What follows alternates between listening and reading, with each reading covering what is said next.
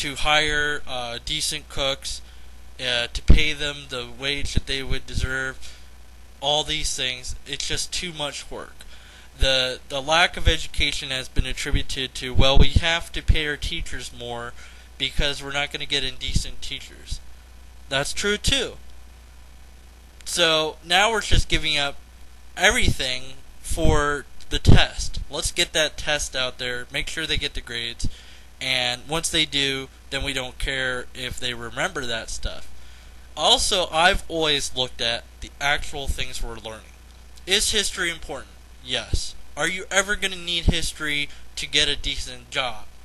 No, you're not. Now, why is a job? Now, obviously, school is there so we could get a job. Does school teach you how to get a job? No, it does not. Does school teach you things you're going to need to know in a job? No, not really.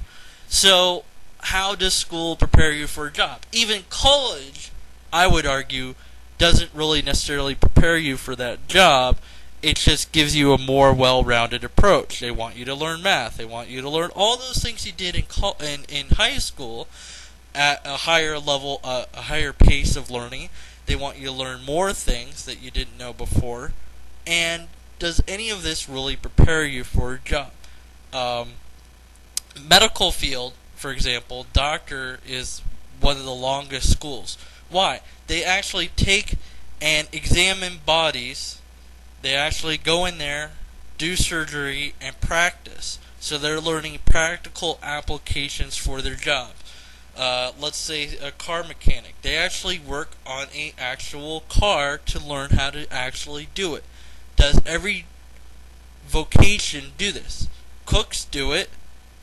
Accounting, do they actually do real books? Yeah, maybe a little bit. My point is, does high school do anything to prepare you for a job?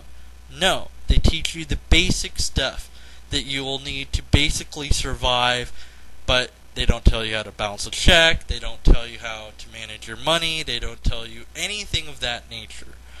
School as a whole needs to change. The way we look at school needs to change, the way we execute it needs to change, and certainly we need to know, we need to let the kids know, all of us need to know, that the grade isn't what you're after. It's about you're in competition with yourself to make yourself better, to be able to get the job that you want, or be able to do the thing you want to do later in life.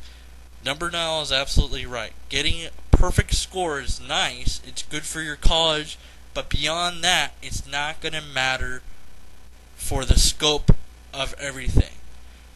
If you're failing, then I think that certainly does matter. But that means somebody's doing something wrong, and I don't think it's necessarily, if somebody isn't trying to learn, then they're going to fail.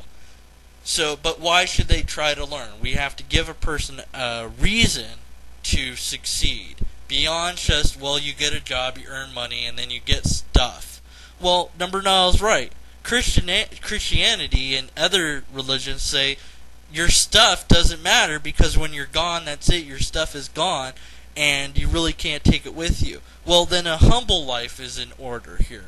We need to stop putting the emphasis on big houses and nice fancy cars and whatever, and start putting the emphasis on let's help each other, let's teach how to help each other, why helping each other is important. But that would mean teaching morals in school, and people would be dead set against it because everybody has different moral values. So we would have to agree upon what moral values to teach in school, and really why those values exist to better our society, to better ourselves as people. Because not always the parents not always going to teach that value at home, because they might have not gotten taught that themselves. You see, the problem is we're holding everybody accountable, yet we're holding nobody accountable. We say, well, it's the parents' responsibility to teach morals, it's the school's responsibility to teach everything else, and it's the kids' responsibility to figure out what they're supposed to do with it in order to get a job and continue the cycle. But when they become an adult and have their own kid, they don't know any morals necessarily, other than what they might have been taught, which might have been nothing at all. So why are we surprised that things are going downhill when we're not having a status quo of any kind, and there's no accountability being held beyond let's get the good grade because that's going to make them get a good job, which is going to get them to have money, which they can then spend on stuff that isn't really going to matter, and just continue on the cycle. What's the point? I don't know if there is one. Because our parents teach us to just try your best, and if you don't win, it's fine, and that you need to live life to its fullest. And we are taught by mass media, by our friends, by our school teachers, that if you are not the best, you've failed, and that you need to work to be the best, otherwise you will not fulfill yourself. And everybody seems to like to talk about how when you die you can't take your material possessions with you. And whenever I hear that, I just say you can't take your grades with you.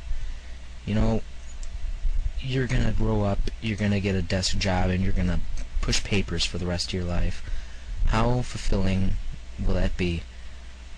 I was at a cousin's wedding recently, or not a cousin, an uncle's wedding recently, and one of his friends invited to the wedding. His name is Victor Boulanger. He's French, and I don't know if he has a set-in-stone job, but he's married, he travels all across the world, he's been to every place imaginable. And you know what? He's one of the happiest people I've ever met in my life. He just has fulfilled every dream he's got. He's done everything he's wanted to do, and he's only in his late 20s. And you want to know something? He's not pushing papers. He doesn't have a desk job. He's living life. When did that stop happening? I get called a bum because I like to go home and just loaf around for a couple hours. And even if I'm doing something productive, like playing my drums or programming a calculator, even though it's completely useless, but still, I get called a bum for that. I get told I have got no life whatsoever. And when I'm on my deathbed, I'm going to be able to say that, yeah, when I was 15 years old, I put a program into my calculator that completely eliminated any need for using the quadratic formula. I did that. Did you? And you know what? On your deathbed, bragging rights are going to be just about the only thing you have. So I think people in America need to start working more for that. Just need to start working more for the bragging rights. It's really getting sad that now grades are such a huge deal, that now if you are not an A student, you are not worthy. And I mean, sure, you've got good grades, but the 1998 valedictorian of my school is now a candle maker in Minnesota. Where did his grades get him? It got him nowhere because he had no idea how to live. And I think this is a morality issue, because the morality is that we need to tell other people that they need to live their life to the fullest, and then we can turn around and say, you know what, I'm going to spend all day reading a book. I'm going to gain knowledge that's going to do me no good in the real world. And that's a morality issue because it justifies hypocrisy, which I think is actually the root cause of a lot of the morality issues in America. And I think Shred Ninja would agree with me that this is a